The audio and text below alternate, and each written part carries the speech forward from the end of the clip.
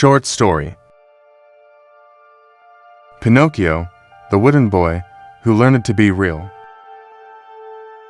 Once upon a time, in a small village by the forest, there lived an old woodcarver named Geppetto.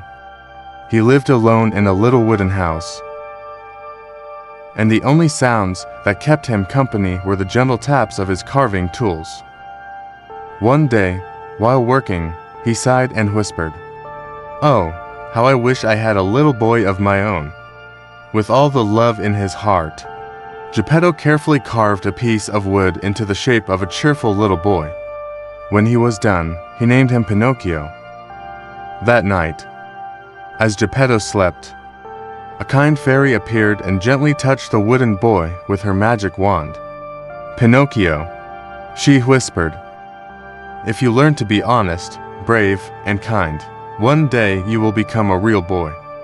And just like magic, Pinocchio blinked his eyes and began to move like a real child.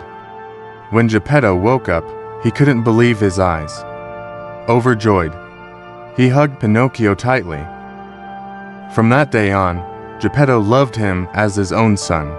On his first day of school, Pinocchio was excited. But on his way, he met a sly fox and a cunning cat who tempted him with promises of endless fun and games without studying. Pinocchio believed their lies and followed them, skipping school. But the fun didn't last. They tricked him, stole his coins, and left him alone in the market. Feeling guilty, Pinocchio tried to find his way back home. When he met the fairy again, she asked gently, "Pinocchio, did you go to school today?" Afraid of getting in trouble, Pinocchio lied and said he did. But the moment the lie left his lips, his nose started to grow longer and longer. Pinocchio was shocked and ashamed. The fairy smiled kindly and said, "Pinocchio, every time you tell a lie, your nose will grow like this. Remember, only honesty will help you become a real boy." From that day on, Pinocchio tried hard to be truthful. But the journey to growing up wasn't easy. One day, he was tempted again, this time by a traveling puppet show. They captured him and kept him prisoner to perform for money. Pinocchio had to gather all his courage to escape and return home. When he finally made it back, he discovered that Geppetto had gone out to sea to search for him and had been swallowed by a giant whale. Without a second thought, Pinocchio set out to rescue his father.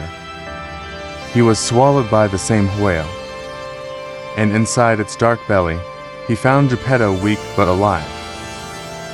The two hugged each other tightly. Then Pinocchio came up with a plan. They built a fire inside the whale, causing it to sneeze and spit them out onto the shore. They returned home safely after the long and dangerous journey. The fairy appeared once again, deeply moved by Pinocchio's honesty, courage, and love. "Pinocchio," she said, "you have learned the true meaning of being real. You deserve to become a real boy."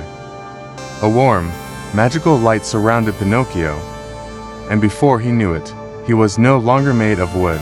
He was a real boy of flesh and blood. Geppetto wept with joy, hugging his son tighter than ever.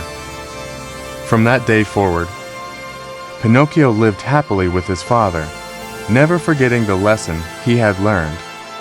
Honesty is the most precious quality that makes us truly human. Moral of the story: Pinocchio's journey teaches us that honesty, courage, and love not only make us better people, they also bring magic into our lives.